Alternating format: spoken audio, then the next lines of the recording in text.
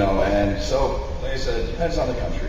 Yeah, in particular, Slovakia and Romania, during their communism time, all the beliefs in the paranormal and all the superstitions were really hardly put down and oppressed because they're trying to industrialize at the time, and all of a sudden you've got these farmers who, literally, this is what I was told by one of the historians, if a black cat walked by their path, that was it, they went home for the day.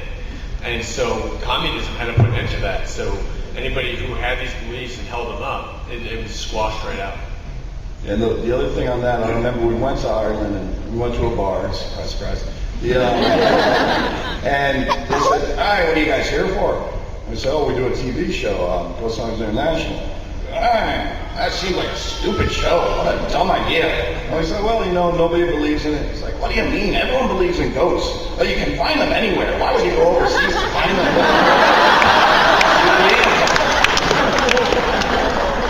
It's kind of interesting because when we were in Ireland, we had a couple brushes with this, like Dustin was saying, where they're actually building a new highway. And they found that the highway was going too close to a fairy tree, what they call it. And so they spent another 7 million euros to move the highway around the tree. Wow. And we were talking to construction, contractors, and a lot of them, if you want to add an addition to your home, they will build these little cairns, these piles of rocks in the corners of where the new addition would be, and they'll leave them there for 2 weeks. And when they come back, if they're knocked down, they won't build the addition. So if like little fairy comes and says, now, it kicks the rocks. But I mean, that's their livelihood. That's how they make their money. And that's how seriously they take the activity over there. It's unbelievable. Thank you. Hey guys, I was just wondering, we've heard about what scares you on the investigations, but what are personal phobias? Like we all know Steve has, I don't like to fly, and is a spider, run away.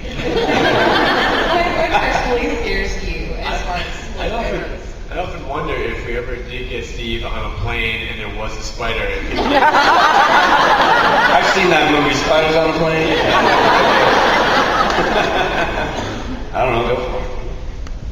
I have irrational fears. I have really bad OCD, and Grant knows this. I have things that I'm just afraid of that don't make sense. I don't really want to talk about them.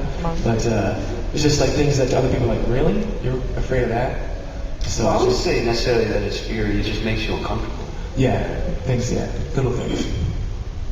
Honestly, my fears are pretty rational. Like I don't want someone to take my kids. Stuff like that. You know what I mean? I would be terrified if I lost my hands because I draw, I play music, and I can't imagine not having them. How would you lose your hands in a freak plumbing accident? I don't know. It's just like, I see people without hands every once in a while. I'm scared. But no, I never liked clowns and dolls. Yes, don't like clowns. I don't get it. When my wife and I got married, she had a collection of dolls when she was a kid. She's packing them up, to move in. I'm like, you can leave those. But I'm not afraid of them. I just don't like them a bit. I don't like seeing a face look back at me through the window. As a kid and pretty much still, I've never, and this is tough because the Charlie and the Chocolate Factory movie, which is fantastic. The new one, I'm okay with. The old one, I really like. The little orange guys, they're doing everything in unison and stuff, and they're orange, and it's just a little too freaky for me. So they were always a childhood problem for me, and to the point where if I was being a bad boy, my parents would just sing the song, and I would just go to my room. Sit in the corner. What do you do when your kid is too fat?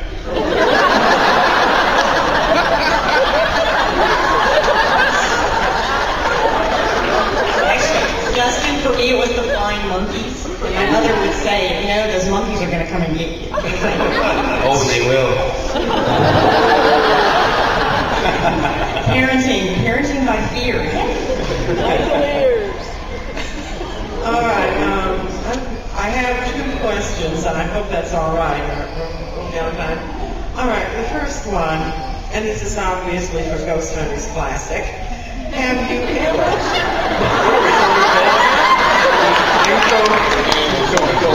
Diet Ghost Hunters. I can't wait for Ghost Hunter Zero to come out. You broke her. Stop that. Have you ever gone out on a tax investigation and found that they really needed just a good plumber, or gone out on a plumbing job and decided these people could use taps? Taps like plumbing taps? Yeah, actually, we do a lot of free plumbing on investigations. Constantly fixing toilets and faucets and loose pipes and stuff like that. But yeah, we have gotten a few cases from plumbing calls. There's one in Cranston, Rhode Island. I'm a family guy. And no, they're three-dimensional there. Jay and I were down in the basement fixing the main line, and we kept seeing this shadow walking by. We thought the woman's kid was down there, so we wanted to make sure that he stayed far enough away. And we saw full on there was an entity down there, so we went up and told the lady. We were just like, hey, this kind of sounds weird, but did you ever have experience in your basement? And she just broke down, and she had some serious problems, so we came back and helped her out.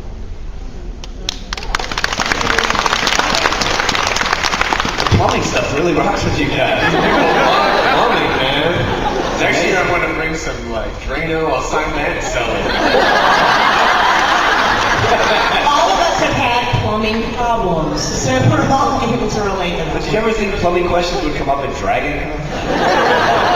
Actually, I totally just am ready for anything. Anything. We're going to have a whole special panel next year.